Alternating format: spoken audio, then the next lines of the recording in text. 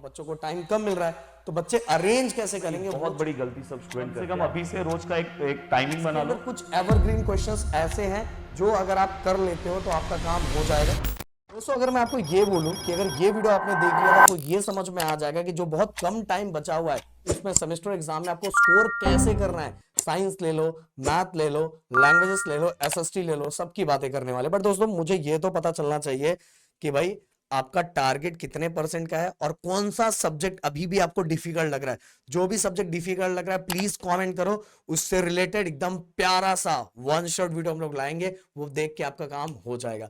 सो Rahul sir अगर हम यहाँ खड़े हैं तो हम बहुत सारी चीजें आपको बताने वाले। देखो गाइस यहाँ क्लियरली ये बोलना चाहूंगा कि इस बार दिवाली पहले है और दिवाली पहले होने की वजह से क्या हुआ पता है, ये हाल हुआ कि बहुत जो एग्जाम्स है वो पहले हो रहे हैं, और एग्जाम्स अगर पहले हो रहे हैं तो टाइम बहुत कम मिल रहा है, एंड टाइम बहुत कम मिल रहा है तो भाई बहुत सारे बच्चों का बहुत बुरा हाल हो जाता है। राहुल सर अगर मैं डिस्कस करूं कि जैसे जब दिवाली थोड़ा दूर रहता था तो उस टाइम लगभग यही सिलेबस रहता था, ज्यादा कोई डिफरेंस नहीं रहता था, लगभग यही सिलेबस रहता था। बट इस बार दिवाली पहले होने की वजह से भी लगभग वही सिलेबस था, तो बच्चों को टाइम कम मिल रहा है, तो बच्चे अरेंज कैसे करेंगे वो चीजें इस वीडियो के अंदर हम बताने वाले। दोस्तों नए हो तो प्लीज चैनल को सब्सक्राइब करके जाना, एंड डिस्क्रिप्शन में हमारा व्हाट्सएप चैनल का लिंक दिया हुआ जो स्पेशली हमने आप लोगों के लिए बनाया हुआ नया, ओके तो उसको ज्वाइन करके जरूर जाना। सो राहुल सर पहले मैं चाहूंगा आप स्टार्ट करो, आपके बायो वाले पार्ट, ज्योमेट्री वाले पार्ट, लैंग्वेजेस वाले पार्ट।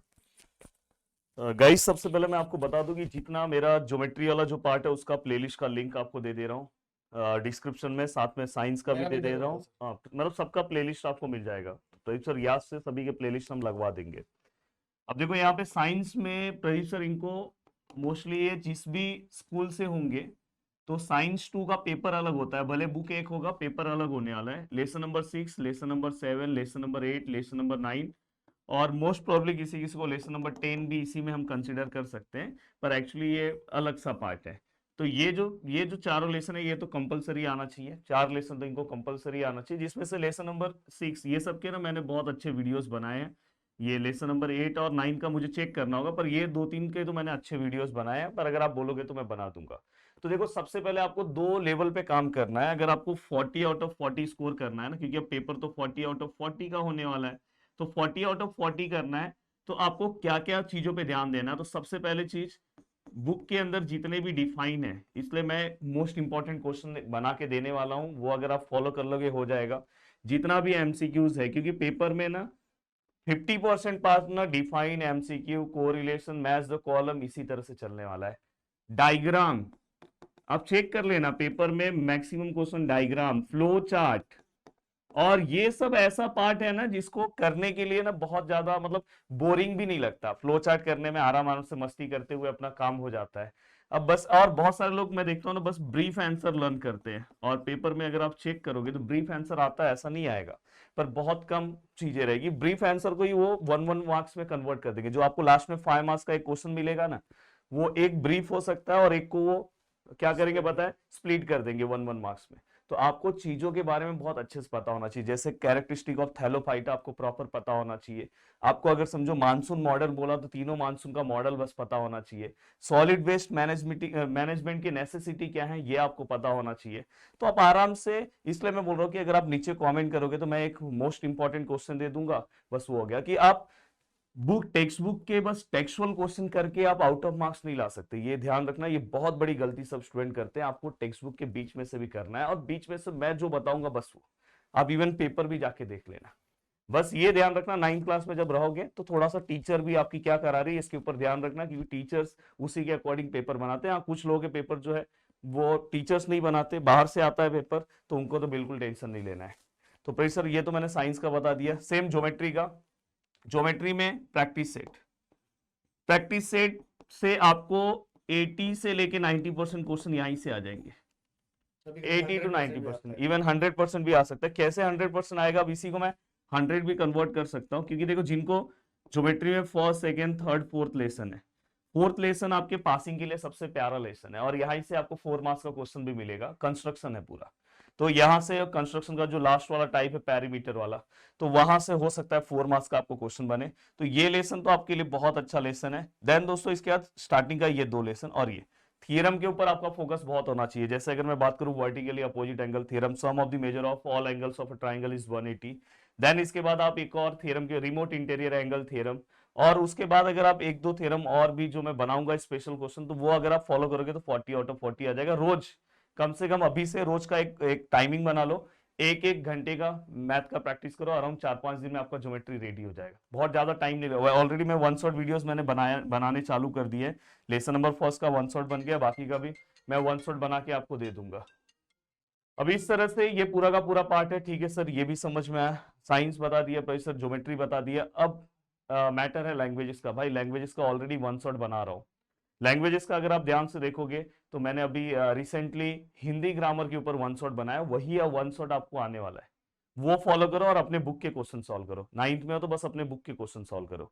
और देन इसके बाद मराठी का आप सर्च करो, मराठी ग्रामर गिरी ट्यूटोरियल्स, मराठी राइटिंग स्किल, क्योंकि वाला ही सेम है आपको, क्योंकि राइटिंग स्किल इस बार बहुत ज्यादा, मतलब अराउंड आपके लिए बहुत ज्यादा इंपॉर्टेंट है। 26, 25, 24 सब्जेक्ट वाइज वो वेरी करता है।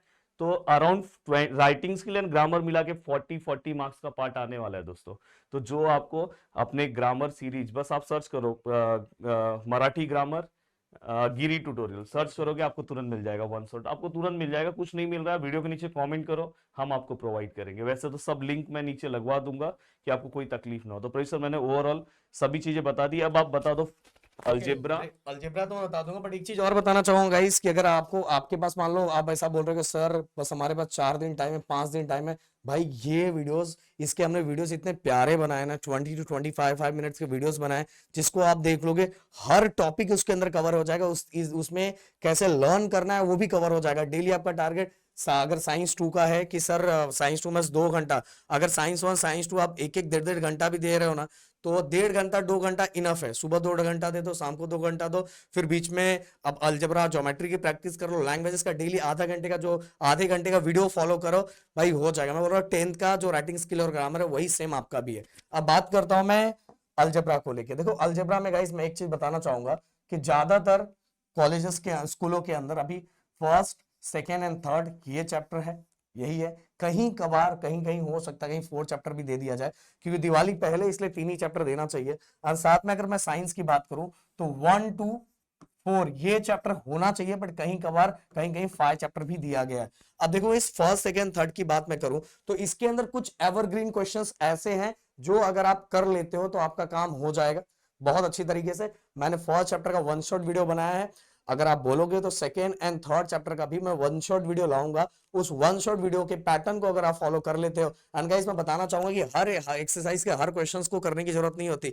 कुछ क्वेश्चंस को आइडेंटिफाई करना रहता है कि कौन सा ऐसा क्वेश्चंस करूं जिस क्वेश्चंस को करने के बाद मेरे बाकी क्वेश्चंस आराम से हो जाएंगे। तो अगर वो क्वेश्चंस आपने कर लिया तो आपका काम हो जाएगा। एंड गाइस ये तीनों चैप्टर मैं बोल रहा हूं, अगर इसमें से 3 में से अगर आप 2 चैप्टर भी हैंडल कर लेते हो, 2 चैप्टर भी कर लेते हो, तो भी एग्जाम्स में फोड़ के आ जाओगे, पूरी तरह से फोड़ के आ जाओगे। सेम गाइस लैंग्वेज, क्योंकि देखो गाइस ऑप्शन भी आने वाला है, 40 मार्क्स का पेपर है, ऑप्शन भी आने वाला है। मैं एक ही चीज बोलूंगा कि देखो फर्स्ट सेकंड चैप्टर कर लो एंड थर्ड चैप्टर के छोटे छोटे क्वेश्चंस कर लो। छोटे छोटे क्वेश्चंस कर लिया तो जो एमसीक्यू और 1 टाइप्स के क्वेश्चन, जो 1 मार्क्स के क्वेश्चन है, वहां काम हो जाएगा। और नीचे वाले में सब में ऑप्शन दिया रहेगा। और मतलब देखो जैसे कि अभी मैं थर्ड चैप्टर की बात करूं तो लास्ट वाला एक्सरसाइज सबको बहुत ज्यादा डेंजर लगता है, बट उसके पहले वाले में बहुत आसान सी चीजें सब में कुल मिला के। अब देखो साइंटिफिक डिवीजन मेथड, वो मेथड आपने कर लिया, वो मेथड के क्वेश्चंस एग्जाम में पूछे ही जाते। फिर इसके बाद फैक्टर वाला क्वेश्चन है वो कर लिया, रिमाइंडर थ्योरम वाला क्वेश्चन है वो कर लिया, और ये सभी का कॉमन एक ही मेथड है।